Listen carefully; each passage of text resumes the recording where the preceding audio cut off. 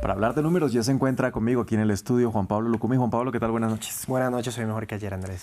Juan Pablo, vamos a empezar hablando del repunte de los precios del petróleo debido a los ataques de Estados Unidos en el sur de Irán. Que siempre son sensibles a lo que ocurre justamente en Medio Oriente, en medio de esta guerra. Vamos inmediatamente a los precios, a verlos, porque el precio del crudo de referencia estadounidense sube a esta hora más del 2,9%, llevando el costo por barril hasta los 72,14 dólares, evidentemente, mientras el barril de referencia europeo, el Brent, avanzó por encima del 2,3%, llevándolo hasta 75,89 dólares. Hay que decir que es una subida de precios que vuelve a darse luego de que las fuerzas estadounidenses lanzaran ataques contra Irán, tras ese ataque de 3 buques mercantes en el estrecho de Hormuz, según información que entregó Washington. Los medios estatales iraníes informaron de numerosas explosiones en la zona del estrecho, incluyendo 6 en la isla de Qeshem, 7 en la ciudad de Sirik y varias más en el importante puerto de Bandar Abbas, que, pues, como lo decíamos, siguen entonces moviéndose los precios en torno a la energía. Y justamente, Juan Pablo, las tensiones alrededor del estrecho de Hormuz han aumentado y el petróleo iraní se ha visto afectado también. Es uno de los principales que ha tenido justamente esa arremetida de Estados Unidos, y todo por el movimiento de esta Unión Americana de este martes, en el que revocó la licencia que levantaba temporalmente la sanción al petróleo iraní. Justamente vamos a leerlo acá. Esto se conocía antes justamente de esta revocación, en el que un funcionario del Departamento del Tesoro dijo: las acciones de Irán en el estrecho fueron totalmente inaceptables para Estados Unidos y tendrán consecuencias, y evidentemente luego llegaron esas consecuencias. La acción de Estados Unidos dio entonces por terminada la exención anunciada en junio, que había permitido inicialmente a la República Islámica producir, vender, entregar petróleo también, y crudo y productos relacionados hasta el 21 de agosto. Pero además es una medida que se produce después de que 3 petroleros, entre ellos uno de también un buque catarí que transportaba gas natural licuado, fueran alcanzados por proyectiles con pocas horas de diferencia en el estrecho de Hormuz, según monitorearon también este sector en la parte marítima y Qatar. Doha, mediador entre Estados Unidos e Irán, denunció una acción inaceptable, y la respuesta de Irán fue la siguiente. Ellos en primera parte condenaron inicialmente este acto, pero además de eso, en la parte final de este verso dicen también que esta acción es considerada una violación del artículo 10 del Memorando de Entendimiento sobre el fin de la guerra, y evidentemente todo este escenario vuelve o retrocede lo que ya habían avanzado. Juan Pablo, hablamos ahora de Siria, en donde hoy se discutió la reanudación de las relaciones con Francia. Así es, luego de esta caída también del gobierno, el mismo presidente sirio Ahmed al-Shara anunció esta reanudación lo antes posible desde Damasco, en lo que fue la primera visita oficial de un mandatario europeo a Siria desde la caída de Bashar al-Assad en 2024. Bien, al-Shara subrayó que la nueva etapa estará basada en proyectos tangibles, dijo él, que beneficien a ambos países, y señaló que las conversaciones dieron lugar a un paquete estratégico de acuerdos y contratos con importantes empresas francesas.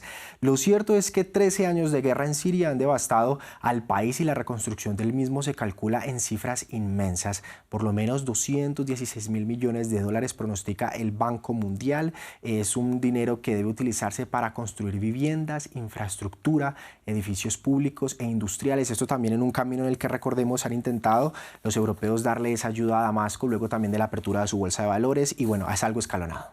Bien, de Siria vamos a pasar entonces a Estados Unidos. Allí se revive el debate arancelario, Juan Pablo. Trump no quiere dejar ir todavía los aranceles, que han sido calificados como injustos o como ilegales, y es que hoy se desarrolló en Estados Unidos una audiencia pública sobre la más reciente tanda de aranceles que se propusieron desde la administración de Trump. Recordemos que esta vez Trump ha propuesto frenar el comercio de productos que presuntamente han sido elaborados con trabajo forzoso y castigar a los países que lo permiten. Uno de esos países afectados sería Brasil, y por eso nuestra corresponsal en la primera economía de América Latina, Valeria Sacone, nos envió el siguiente reporte.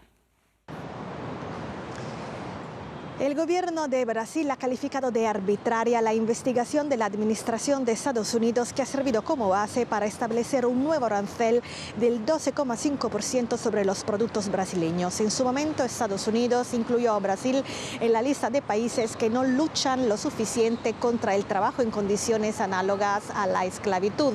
El ministro de Exteriores de Brasil, Mauro Vieira, ha dicho que eso no es verdad, que Estados Unidos ha ignorado las pruebas aportadas importadas y además ha recordado la larga tradición de Brasil en la lucha contra el trabajo forzoso. Además está en tela de juicio otro arancel nuevo del 25% que puede gravar más de 4.000 productos brasileños, causando, se calcula, hasta 15.000 millones de dólares en pérdidas.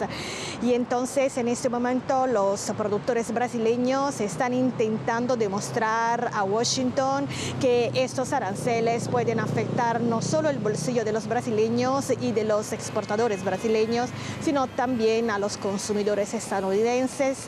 Ayer lunes y hoy hay una ronda de audiencias en que Estados Unidos está oyendo las razones de Brasil, pero hay que recordar que el 1 de julio grandes empresas como Tesla, Nestlé e eBay han pedido precisamente a la administración de Trump que no implemente estos nuevos aranceles porque pueden afectar a la cadena de suministro y resumidamente al bolsillo de los consumidores de Estados Unidos.